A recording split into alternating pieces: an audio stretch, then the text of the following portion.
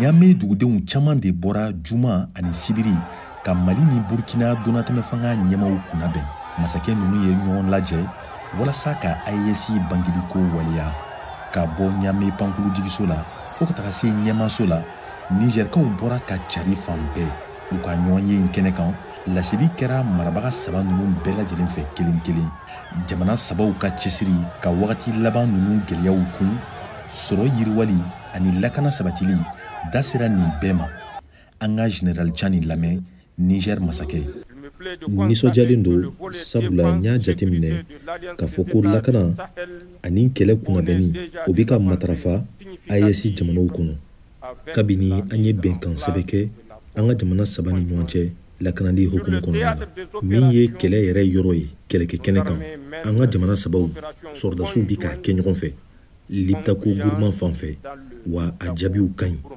Ni sɔrɔdasiw ko lakana na sabati wagati nataw la, Colonel Assimi Goïta y'a da kan ko ni jamana saba ninnu yiriwali nata ɲɔgɔn fɛ.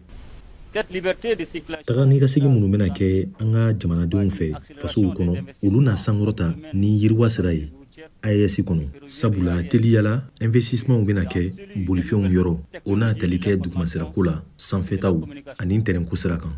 Wa baaraw na kɛ nɛgɛjuru siraw fana kan ani bɔlɔlɔ siraw walasa k'olu yiriwa. Caman na kɛ tuguni ka da nin bɛɛ kan sɛnɛ sira kan ani industries fana, olu bɛɛ na yiriwa sabati an ka jamanaw kɔnɔ.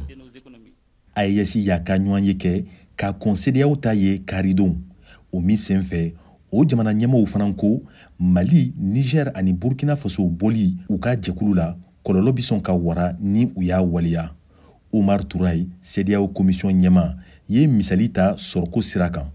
Wariko sira kan, jamana saba ninnu boli CEDEAO la bɛna kɛ sababu ye ka projet baw jɔ minnu tun bɛ sen na Burkina, Niger ani Mali kɔnɔ. O baara ninnu tun bi ka kɛ CEDEAO de fɛ, wa a kasabiw bɛ t'u jɔ fo $500 miliyɔn ani kɔ. O kɔfɛ k'a fɔ k'a da kan ko an ka lamini waribon cakɛda fila ni olu ye BIDC ani BOAD, olu ka investissement belebelew de bɛ jamana saba ninnu kɔnɔ. Gɛlɛya na don olu bɛɛ lajɛlen na. BIDC o ka projet 27 de bɛ yen, olu valeur bɛ taa fo $300 miliyɔn ani kɔ. Nka a bɛ n'a fɔ AES jamanaw bɛ k'u labɛn CEDEAO boli kama. Kamasɔrɔ u ka ɲɔgɔn ye in kuncɛli laseli la, Niger kokanko minisiri da sera a ma.